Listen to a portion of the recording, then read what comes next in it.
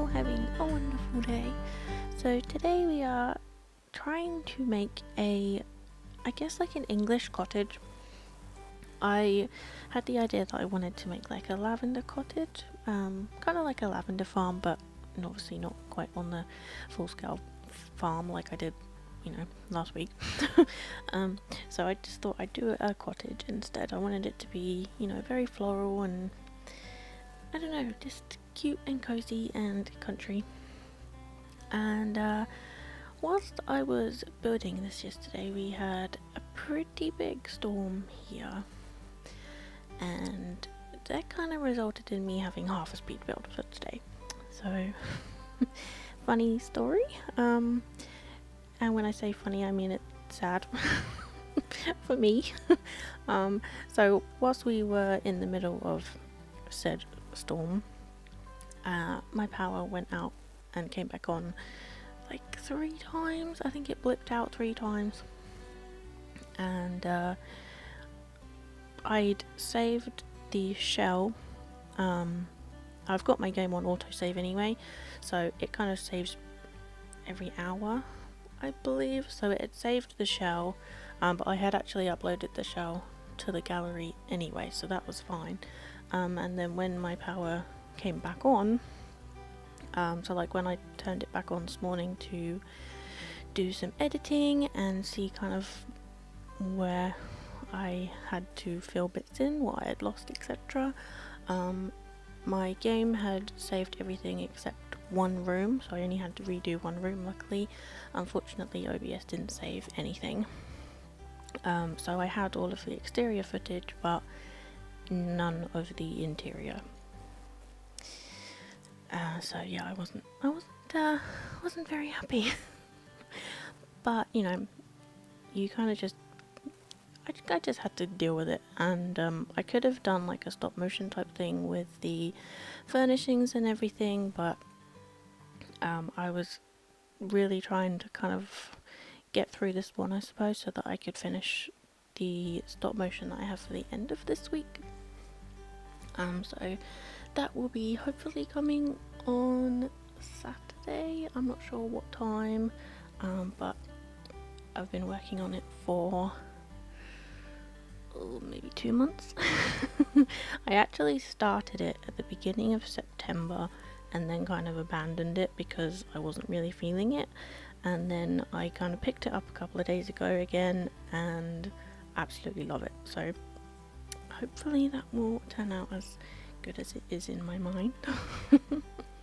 So unfortunately no footage of inside, but I have included a couple of screenshots of how I have furnished it at the end, and like I said, the shell as well as the furnished version is on the gallery, so if anyone fancies furnishing it then go right ahead. So with this one I was going to try and recreate an existing floor plan. I'd found a couple on Pinterest that I really liked, and for some reason my brain just wasn't cooperating and I could not translate the floor plans for the life of me. I really struggled, so I ended up just kind of drawing walls everywhere and seeing what we came up with. So as you saw right at the beginning, I did like the entryway before I built any of the rest of the house, and in my mind I could see like this house could be completely covered in ivy or like climbing flowers, things like that, but I didn't know what the house actually looked like. So I figured if I just start off with the entries and kind of go from there and see what we get. So inside this house there is 2 bedrooms on the top floor as well as a bathroom, and then downstairs there is a kitchen diner and a pretty small lounge room, and then there's like a little room that only has access by one of the large dog doors, but I've actually decorated inside for a cat. I don't know, I kind of thought like there's a child living in this house, and of, you know, of the Sims that I created. And I thought, you know, maybe this cat isn't really too fond of, you know, being chased by children, and, you know, just generally likes its own space. And I thought it would be nice if it had its own room and somewhere that it could just kind of go and play with its, you know, yarn balls by itself. The food bowl is in the kitchen, but everything else is in that room. So here I am doing some landscaping. I used the curved walls from the debug menu. I think quite a lot of the landscaping is debug. I wasn't working off a budget or anything, but I liked the textures of them a lot better than the ones in the like normal menu. And yeah, like I said, wanted it to be like a lavender cottage. So I did originally want the plants on the outside of the house. I think they're from Jungle Adventure. I wanted them in the purple swatch, but they were like way too vibrant. So we end up with the red ones, and I think they look a lot better. I thought about doing a base game only house, or like a limited pack house. If I did that, I'm not sure what packs I would pick, or one pack in particular, I don't know. And this one I kind of thought maybe I would just use Get Together. That was kind of where I was going initially, and I kind of decided after I'd built the entryway and I'd already put the nifty knitting door in. So then I was like, oh no, I can't do that. I don't want to change the door.